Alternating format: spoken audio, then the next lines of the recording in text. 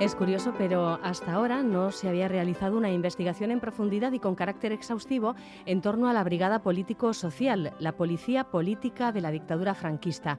Durante casi 4 décadas, esta siniestra institución, conocida también como la Secreta, ocupó una posición protagonista en el aparato de represión del franquismo y sus brutales métodos se dejaron sentir con especial incidencia allí donde había mayor oposición al régimen, como sucedió en Euskadi.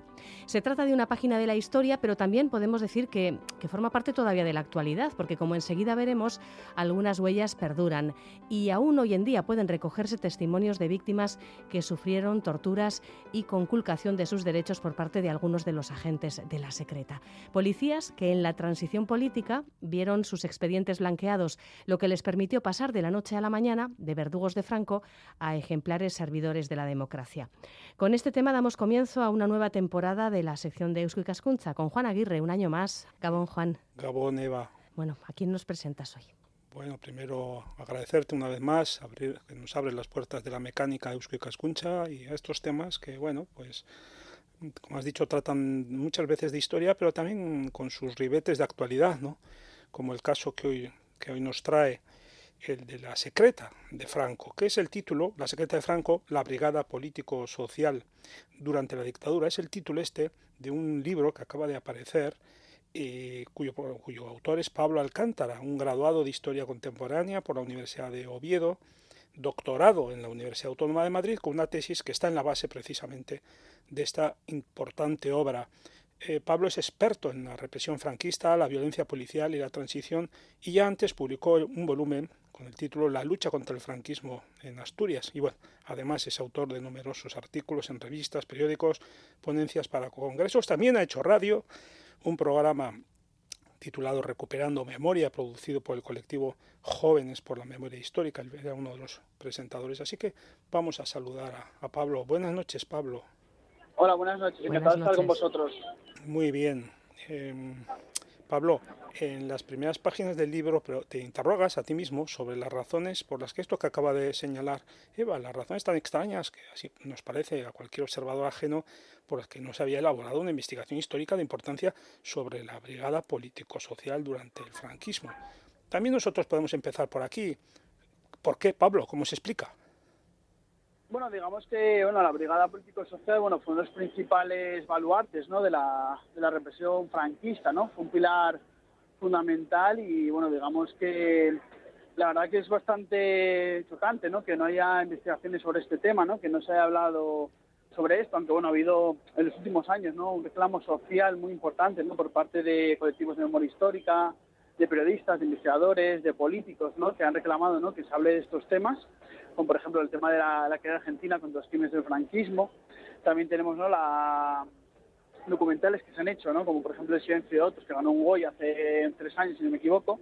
Y digamos que se ha hablado de estos temas, ¿no?, pero no había investigación básicamente por el tema de acceso a los archivos, ¿no?, por la dificultad de poder acceder a documentación de los archivos, ¿no?, porque muchos expedientes policiales pueden consultar hasta 25 años pasados la muerte de esa persona, ¿no? Luego también la famosa ley de secretos oficiales, ¿no?, que impide ver mucha documentación, ¿no? Entonces, digamos que ha estado vedada la investigación, ¿no?, a los historiadores y demás, ¿no? Entonces ha sido muy, muy dificultoso hacer esta investigación, pero ya era hora de que se hiciera, ¿no?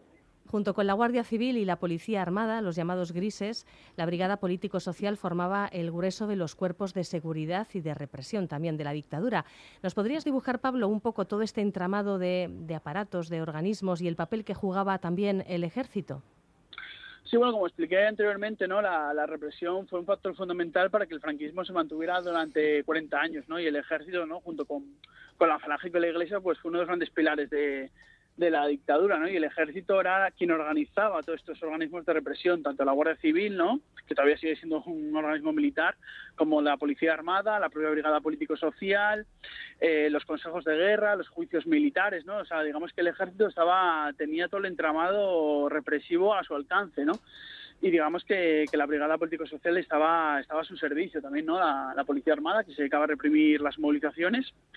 Y digamos que, ¿no?, sobre todo a partir de los años 40 es cuando nace, ¿no?, todo este entramado policial, ¿no?, con apoyo de la Gestapo, ¿no?, la policía política nazi, ¿no?, que en los años 40 varios de sus jefes viajan a España, ¿no?, para recibir autoridades policiales franquistas y ahí se entrenan, ¿no?, en lo que es las tácticas de tortura, de represión y demás, y ahí es cuando nace la Brigada Político-Social, fruto de todo este entramado represivo, no solo de aparatos de represión, ¿no?, sino también de un entramado jurídico, ¿no?, de leyes, ¿no?, como la Ley de Responsabilidades Políticas o la Ley para la Represión de la Masonería y el Comunismo, que crean todo un entramado legal al servicio de la represión y del ejército, ¿no?, que era quien controlaba todos los aparatos de represión.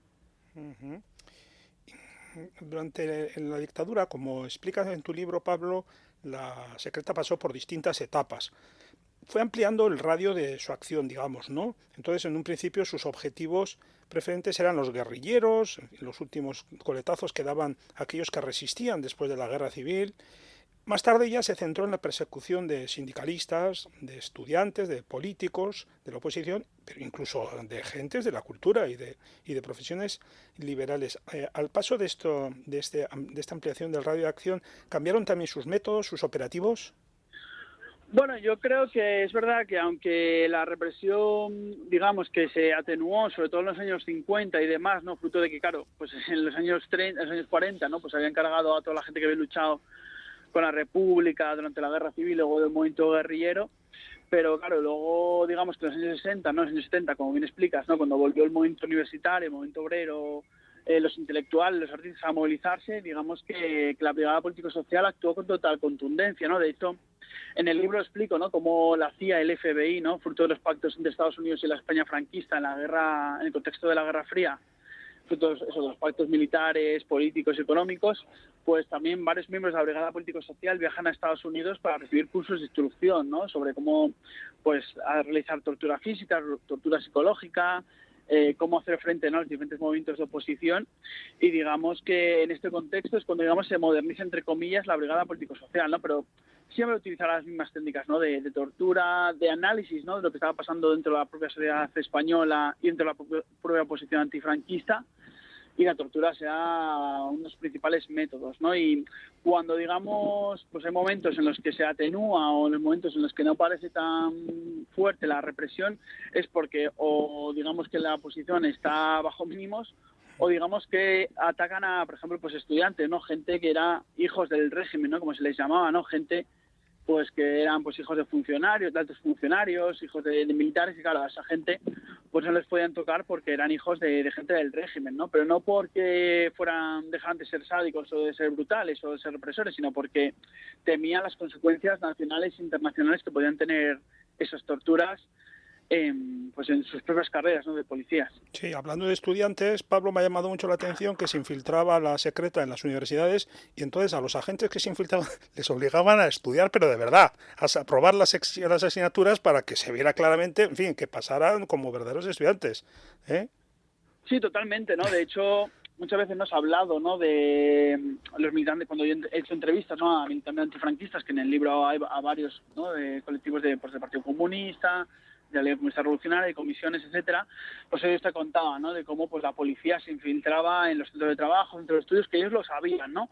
Pero yo en el libro demuestro, ¿no?, con documentación oficial, ¿no?, de la propia Dirección General de Seguridad, de la Jefatura de Policía, de la Brigada Político-Social, que esa infiltración era una táctica policial, ¿no?, que no era algo que hiciera un policía por su cuenta, sino que era algo totalmente planificado, ¿no? De hecho, eso de lo que se ha hablado, del episodio que se ha hablado, es un expediente de la Brigada Político-Social del año 65, donde pues hablan, bueno, del movimiento estudiantil, de cómo estaba organizado, de cómo en las universidades estaban dando terreno, y una de las tácticas para hacer frente a este movimiento pues era infiltrar a gente en las universidades, gente que estaba en la escuela de policía, pues que les obligaban a estudiar básicamente carreras y demás para pues aparentar que eran estudiantes. De hecho, por ejemplo, Antonio González Pacheco, Billy el Niño, pues actuó así, fue uno de los policías que actuó de esta manera. En tu libro se citan con nombres y apellidos decenas de agentes franquistas que fueron denunciados, aunque nunca tuvieron que rendir cuentas ante la justicia.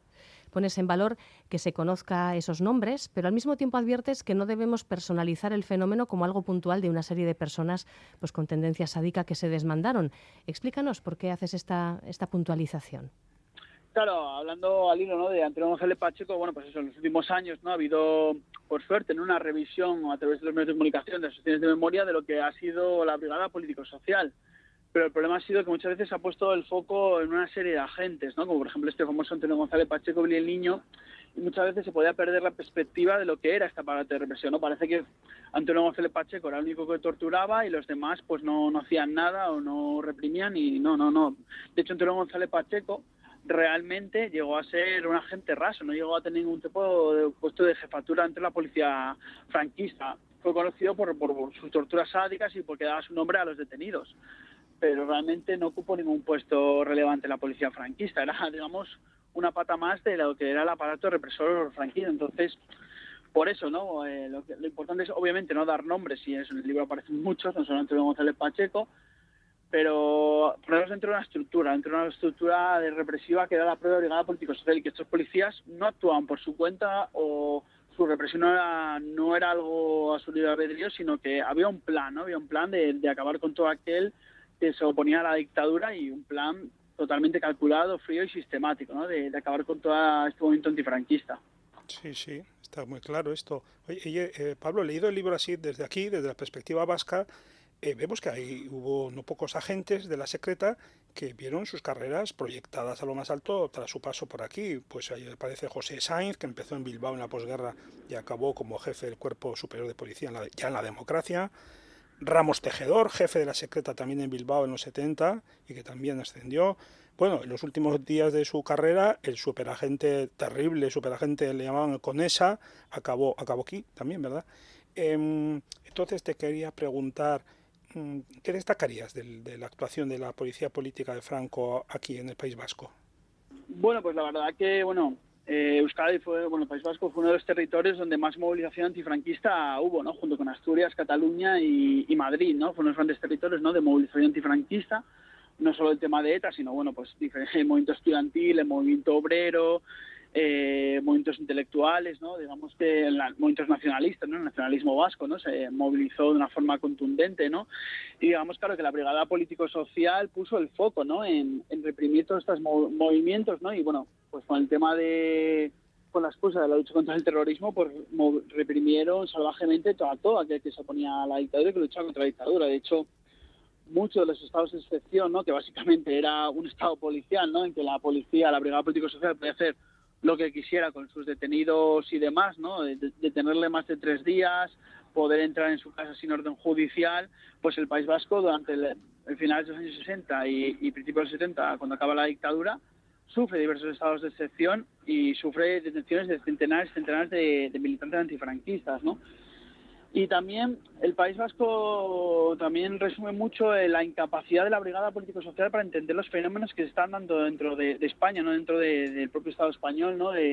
Pues ese cambio dentro de la propia sociedad española, de la oposición antifranquista, ¿no? Porque, por ejemplo, el tema de ETA, ellos entendían que, pues que eran 4 bisoños, 4 alocados que actuaban a su libre albedrío en la universidad, y que eso no iba a ir más allá del País Vasco, y obviamente pues atentados como el Carrero Blanco, la calle del Correo, pues demostraron que ETA iba mucho más allá del País Vasco, ¿no? Y ahí se vio la inoperancia de la propia brigada político-social a la hora de entender los fenómenos políticos y sociales que se están dando no solo en el País Vasco, sino en el Estado español, ¿no? Y digamos que la brigada, pues aunque obviamente puso toda la carne en el asador por reprimir todos los movimientos en el País Vasco, por eso, por ejemplo, mandó a Claudio Ramos Tejedor, que fue jefe de la policía en Bilbao, pero anteriormente había sido jefe de la brigada político-social en Asturias, ¿no? En un territorio donde las huelgas eran pan de cada día en los años 60 y donde fue uno de los principales territorios de la oposición a la dictadura. Pues no es casualidad que lo mandaran al País Vasco a reprimir todos estos movimientos, ¿no? Porque era un experto en reprimir cualquier movilización social de mujeres, de mineros en Asturias, ¿no? Pero a pesar de poner toda la carne asador en reprimir todos estos movimientos, digamos que el movimiento social en el País Vasco les desbordó, ¿no? Les desbordó y no pudieron acabar con toda esa oposición a la dictadura. En ocasiones se ha especulado precisamente con que existió un plan orquestado para aplicar la violencia sistemáticamente en determinados sectores o en determinadas regiones concretas. Es un poco de lo que estás hablando quizás. ¿Hubo operaciones diseñadas de limpieza según lo que has podido encontrar en estos años de investigación? Sí, a ver, no hay ninguna operación, claro, o sea, con una operación con nombres y apellidos. Seguramente la haya, pero bueno, no se ha encontrado todavía por las leyes que expliqué anteriormente, ¿no? Las leyes de secretos oficiales, que impide ver mucha de la documentación. De hecho, para algunas cosas del libro, ¿no? Por ejemplo, las relaciones entre la CIA y el FBI y la Brigada Político-Social, he tenido que ir a los archivos americanos, que se pueden consultar por internet desde tu casa, mientras esos archivos españoles pues hay todavía muchos que están vedados, pero sí que está claro, ¿no?, que había desde por parte de la dictadura un plan, ¿no?, un plan estructurado de acabar con la propia oposición antifranquista en territorios como, por ejemplo, el País Vasco, ¿no? Y tú lo ves en sus boletines, ¿no?, que sacaban pues mensualmente, ¿no?, donde se analizaba pues en los movimientos de oposición, las detenciones que hacían. Ahí se veía, ¿no?, cómo la Brigada Político-Social tenía un plan claro, ¿no? Por ejemplo, el informe fiscal del año 65 sobre el movimiento estudiantil, pues por ejemplo también se crearon grupos, ¿no?, para reprimir al movimiento obrero, al movimiento comunista, ¿no?, y dedicaron a agentes de la Brigada Político-Social específicamente para esas tareas, ¿no? Y está claro que pues se crearon grupos y hubo planes y hubo boletines en los que se especificaba que había que reprimir a estos movimientos sociales que estaban siendo muy peligrosos para el propio régimen franquista. Uh-huh. Y bueno, murió el dictador en el 75, unos meses después se produjo la amnistía general que permitió que los presos políticos volvieran a sus casas, pero también que los funcionarios implicados en crímenes y en actos de violencia quedaran exonerados. Y de este modo, pues como decíamos al comienzo, pues algunos que habían participado de una forma absolutamente brutal y sádica con la dictadura, pues pasaron a convertirse en honrados defensores de la democracia. Y esto sí que es una página que nos trae a la actualidad, porque ahí está el nombre que ya has citado antes un par de veces de Billy el Niño, que falleció durante la pandemia, ¿verdad?, sin tener prácticamente que rendir cuentas. Y bueno, qué decir del comisario Villarejo, que era de la Brigada Político-Social también. Entonces, bueno, Pablo, ¿cuáles serían las principales consecuencias de esta, que no se llamó así, pero que de hecho fue una ley de punto final? Sí, totalmente, ¿no? La ley de amnistía, ¿no? Obviamente la amnistía fue una lucha, ¿no?, del movimiento antifranquista, ¿no?, por liberar a los presos políticos, ¿no?, de las prisiones durante la dictadura, en los años de la transición.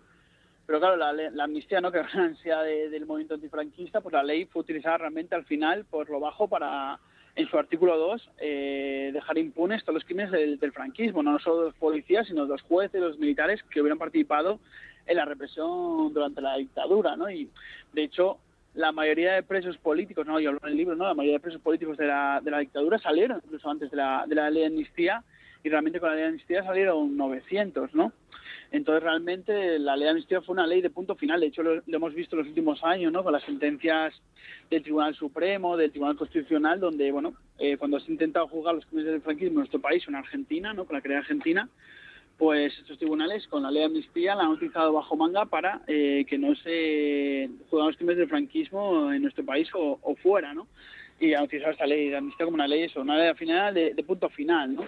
Todo está claro, ¿no? Y pues eso, la mayoría de miembros de la Brigada Político-Social, algunos de ellos que sí que fueron juzgados durante estos años, en el año 76, 77, como el caso, por ejemplo, en Canarias, ¿no?, del inspector Matute, ¿no?, que incluso fue condenado a un año de cárcel a pagar varios miles de pesetas en multas a un detenido, ¿no?, por torturas. Sin embargo, este hombre con la ley de amnistía fue perdonado y al final pues siguió siendo jefe de policía en Canarias, ¿no? Y bueno, en muchos casos en el libro aparecen, ¿no?, de nombres, pues eso, Roberto Cones, a Villarejo, por ejemplo, ¿no?, que fue miembro de la Brigada Político-Social y en el libro aparece. Pues todos estos de la noche a la mañana pasaron de ser policías franquistas a policías demócratas, ¿no? Y una de las consecuencias fue por esta ley de amnistía, ¿no? Y pues eso, estos policías pues pasaron a ser jefes de la Brigada Político-Social a ser jefes de brigadas antiterroristas, de brigadas antigolpe, que es curioso, ¿no?, que muchos de estos policías, que algunos de ellos estuvieron implicados en el 23F, fueron nombrados jefes de brigadas antigolpe, y pues eso, pasaron de la noche a mañana a ser policías demócratas, no solo con la UCD, sino luego después con el PSOE, ¿no? Uh-huh. Cierras tu libro, Pablo, con una pregunta. ¿Podría haber sido posible otra policía? ¿Se pudo producir una ruptura democrática en los cuerpos policiales a partir de 1977 y de haber sido así, ¿por qué no se llegó a realizar? Bueno, y en el libro una de las cosas que analizo muy interesantes es el fenómeno del sindicalismo policial, ¿no? Porque, bueno, cuando se habla de la transición muchas veces se dice, ¿no?, bueno, que, por ejemplo, con estos temas de la policía o del ejército, bueno, pues qué es lo que se pudo hacer, no se pudo ir más allá, esta gente nos servía, ¿no?, para luchar contra el terrorismo, los miembros de la Brigada Político-Social, eso, ¿no?, los límites de la transición nos permitían ir más allá, pero tú ves, por ejemplo, casos como Portugal o Argentina, ¿no?, donde se juzgaron, ¿no?, a los miembros de la dictadura, ¿no?, de los militares, de los policías que participaron en la represión, ¿no? Y eso, en nuestra vecina Portugal, un año antes, en el 74, se juzgaron a miembros de la PIDE, que es la Policía Política de Portugal, ¿no? Y en Argentina tú tienes eso, en los años 80 se juzga a los militares. De hecho, os recomiendo una película que se ha estrenado ahora que se llama Argentina 1985, ¿no? Donde se habla de estos temas de una forma muy interesante. Y sin embargo, tú tienes aquí en España, ¿no? Pues no, eso, con la ley de amnistía, como explicamos anteriormente, se mantuvo impune estos crímenes, ¿no? Y surgió, ¿no?, estos años un sindicalismo policial de policías progresistas, de gente cercana al PSOE, a los sindicatos de clase, comisiones obreras UGT, que pues reclamaban pues una policía, ¿no?, que luchara por derechos humanos, que luchara por mayor democracia entre los organismos policiales, y sin embargo estos policías pues fueron apartados del servicio policial, ¿no? Por ejemplo, hay un caso, Jesús Merino de la Hoz, que habla en el libro, que por escribir 2 artículos en El País, ¿no?, que la policía de Alcobendas, este hombre lo echaron de la policía, ¿no?, por escribir 2 artículos contra el golpismo militar, ¿no? Y tú tienes como estos policías demócratas pues fueron apartados del cuerpo, ¿no? Y de hecho los sindicatos policiales fueron legalizados después de la Constitución. De hecho, el SUB, que ahora es uno de los principales sindicatos policiales, no fue legalizado hasta el año 84, ¿no? O sea, tú tienes aquí como pues estos sindicatos policiales o policías demócratas, pues no se le permitió barrer y depurar los aparatos policiales que venían del franquismo, ¿no? Y bueno, por ejemplo, el PSOE, ¿no?, que podía haber hecho algo por estos temas, pues optó por la lucha por el terrorismo de Estado, por los GAL y por una policía que pues servía para luchar contra el terrorismo, pero que no era una policía democrática, ¿no? Uh-huh. Bueno, pues esta es la cuestión que cierra este libro, La secreta de Franco. Recuérdanos la ficha técnica de la propuesta que tenemos hoy en la sección de Eusko Ikaskuntza. Ya ves, Eva, que un tema sustancioso, jugoso, da mucho la lectura de La secreta de Franco, la brigada político-social durante la dictadura, de Pablo Alcántara, que nos ha atendido hoy. Está publicado por Espasa. Uh-huh. Bueno, pues un libro que quizás puede ser el inicio de una serie, no sé, Pablo, si tienes intención de seguir tirando de estos hilos. Quizás cuando se vayan abriendo archivos algún día. Sí, totalmente. O sea, mi idea es seguir. De hecho, estoy haciendo nuevas investigaciones que ya daré en su momento más información, pero bueno, estamos siguiendo investigando. Y de hecho, bueno, a raíz del libro me han escrito gente de Galicia, de Euskadi y demás, y de otros sitios que están empezando a hacer investigaciones, ¿no? Entonces, bueno, digamos que este libro es un granito de arena en lo que es hablar de la represión franquista, en la lucha contra la impunidad del franquismo.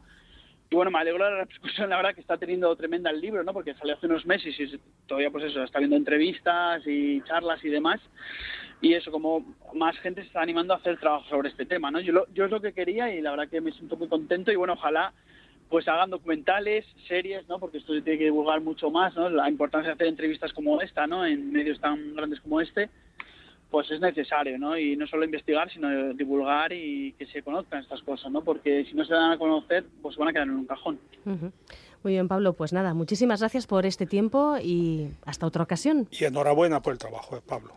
Muchas gracias a vosotros. Hasta luego, Juan, también. Venga, hasta dentro de 15 días se va. Agur. Agur. eitb.eus